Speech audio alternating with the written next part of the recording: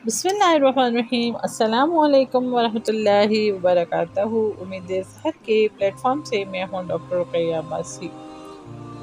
बतौर इंसान हमें ये सोचने की बहुत ज़्यादा ज़रूरत है कि अल्लाह ताला ने मुझे क्यों तख्लीक किया, मेरा मकसद क्या है, मेरा मनसब क्या है और मेरी वजह तख्लीक क्या है। और ये भी जान लें कि अल्लाह जिसकी हिफाजत की जब ठान लेता है तो मकड़ी के जाले की चादर तान देता है, और अगर ज़िंदगी लिख दे तो समुंदर से राह निकाल देता है, और अगर मौत लिख दे तो मच्छर से जान ले लेता है। सो ज़ात पे मान किस बात का, अपने अंदर इंसारी पैदा कीजिए। हम मिट्टी से तख्लीक हुए हैं और मिट्टी में चले जाएंगे।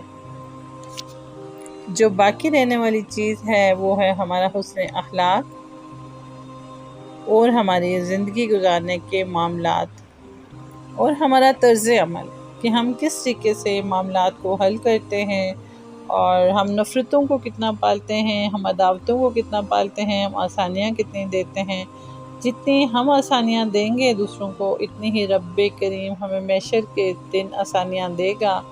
और दुनिया में ऐसी कौन सी चीज़ है जिसकी वजह से हम अपने रब की नाफरमानी करने के लिए तैयार हो जाते हैं, और हम ये सोचते हैं या ये तकब्बर करते हैं और ये सोचते हैं कि हम अफजल हैं और दूसरा अदना है, हम आला हैं और दूसरा अदना है।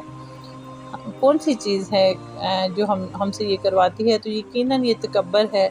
और आप ये सोच लीजिए कि शैतान ने तकब्बर ही किया था। उसने जगह जगह सजदे किए थे, शाहिद हुए ज़मीन में कोई जगह ऐसी ना बची हो जहाँ पे उसने सजदा ना किया हो। लेकिन आखिर में सिर्फ एक हुक्म न मानने की वजह से और एक इंसान को सजदा ना करने की वजह से वो नांगाए दरगाह हो गया था। तो अपनी ज़ात से तकब्बर को निकालिए, मैं को ख़त्म कीजिए और हम बनकर सोचिए। जज़ाकल्लाहु खैर, सलामत रहिए।